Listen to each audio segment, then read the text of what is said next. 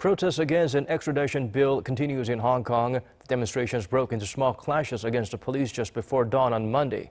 Yi Juan zooms in on the strong resistance to this controversial law.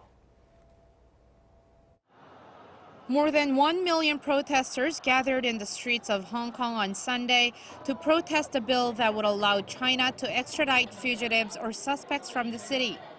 Protesters chanted, "No China extradition, no evil law," carrying signs reading "Carry off Carrie" in reference to Hong Kong's chief executive Carrie Lam. And what started as a peaceful protest descended into clashes with the police as a few hundred protesters tried to break into the Legislative Council. The council is where debates will resume on Wednesday over whether to pass the bill that would allow suspects to be sent across the border to Taiwan, Macau, and mainland China.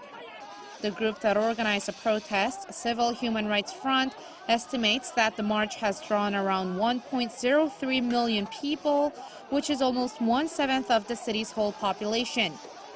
That would make it Hong Kong's biggest rally since 1997, since the city was handed back to China.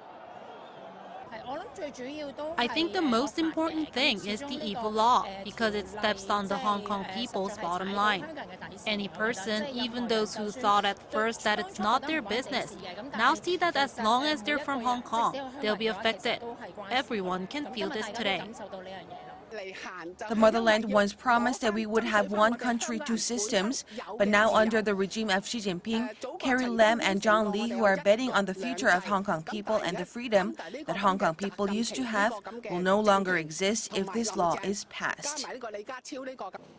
Chief Executive Lam has pushed forward with the controversial legislation, saying it's aimed at closing legal loopholes and that human rights safeguards are in place.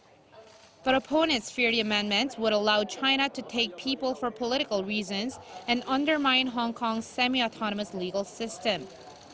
Meanwhile, Chinese state media say that foreign forces are behind the protests to hurt China, possibly pointing the finger at the U.S. Another rally is to be held on Wednesday when the decision on the bill is to be made. Yi Juan, Arirang News.